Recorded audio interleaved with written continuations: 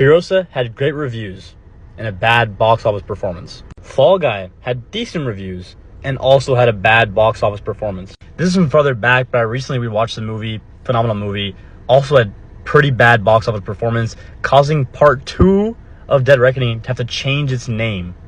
And these are movies that were generally liked by audiences, right? We haven't even looked at the ones that, were box office bombs, but also had bad reviews, like Madam Web and other ones. And I'm by no means an expert. I don't work in the entertainment/movie industry. I don't have any friends or family that work in that industry, or any friends or family that work in Hollywood or in adjacent, industries. Really, all I can do is keep up with box office performances myself, read articles, watch content from other creators that, know the industry or have friends within the industry. So I looked at other sources, such as John Campea, right? He's a YouTuber, former movie critic. He worked for AMC. He worked for Collider, a couple other, places.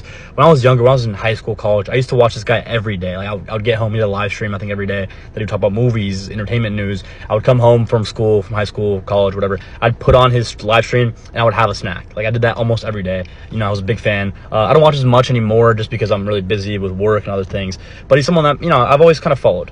And he recently made a YouTube video called 3 Factors Killing the Movie Industry. And, you can check it out on his YouTube channel. It's right there. Got posted a few days ago. I watched it, and I have a few thoughts. He blames 3 major factors, and he says they are all mostly self-inflicted by the movie industry. So he was saying that if it dies, it's his own fault. And those reasons are ticket prices and concession prices, the strike, writers and actors strike, and evaporating theatrical windows. So, honestly, I agree with most of it. So his point on ticket and concession prices is that they're going up. They keep going up. And but everything's going up these days, right? Inflation is really affecting everyone across the United States, other countries across the world, in Europe, in South America, Asia, Africa, Australia, right? And it really is a problem. But it's across all industries. But specifically about concession prices, he argues, and it makes sense to me at least, that the rising cost of producing movies, when we're paying actors, $20 million, $30 million, $40 million to appear in movies, we're wasting money with a bunch of different things. Movie prices just to create the movie, we see budgets that are like $250, $300, $400 million budgets.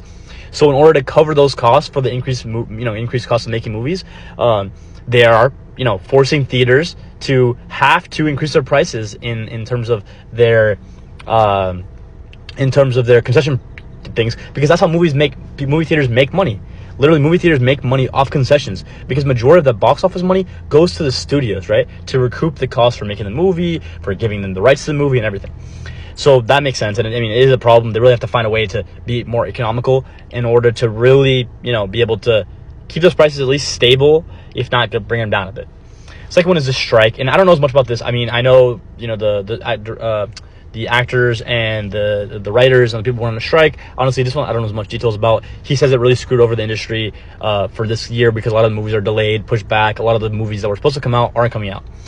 I'll be honest, I can't really touch on that point because I really haven't followed the strike as much. I know people were were probably within reason to strike. I really just don't know the details. I don't want to really comment on that without knowing the background of that. I mentioned I don't know much about the industry. I don't have friends that work there, so I'll go ahead and move on to the next one.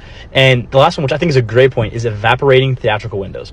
So, according to him, which I didn't verify this, but Fall Guy, right, which had pretty solid reviews, most was mostly liked. It wasn't phenomenal, but 7 out of 10s. I think I gave it a 7. I think a lot of people gave it 7, 8 out of 10s. Overall, solidly liked. Has Ryan Gosling, has Emily Blunt, has a pretty solid cast. 2 stars, and the movie went on. You could at home theaters, right? You could watch it at home. You could rent it at home, supposedly, right? According to John, after 17 days after the movie released, it was already available for at-home theaters, rented at home, which is insane. Because what's the point, right? For me to leave my home, go pay a bunch of money, to go buy, concessions, take my girlfriend, take my family, take my friends to go watch a movie, if it's going to come out and I can watch it from the comfort of my own home, buying a $2, I can buy a $3 2-liter soda that I can use, popcorn, and I can watch it at home for maybe a little more expensive than I can watch it in the theater, because, it's probably expensive to rent it at home. What's the point of me going to the theater? I love going to the theater, but the general public, there's no point. So those those theatrical windows are just, they're shrinking. And like movies that in the old days, it used to be it used to be 6 months. I feel like a movie would come out and in the theaters, you had to go watch it. Then 6 months later, it come out on like maybe like Redbox or something. Then as then digital, it started coming off maybe 3 or 4 months. You'd go see a movie, you go see Star Wars, right? And then you go see your friends, you talk to theories, whatever, who's raised, parents, this and that. And then 3 or 4 months later, because these would come out in December, maybe March they'd be out, and you could get Redbox, you could get rent it on DVD, you could get it on your streaming services.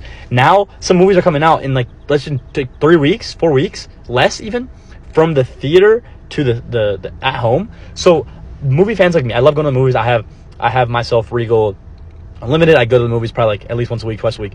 I love going. Great experience going to the movies. But like more of a general audience, general public, like my friends that like going to movies too. What's the point of them going if the movie's only going to be in theaters for 2 weeks and you can just rent it at home? And instead of having to pay like a massive fee for each person, you just $30 to rent the movie and split it up with amongst your friends, watch on your couch. So I don't know if you guys like John Campea. I don't know, if you guys follow him at all. I've always followed him. Thought he's a pretty reliable source as far as I've seen. And this is a move, his YouTube video he made. And honestly, I agree with most of these points. I really agree with most of these points. So.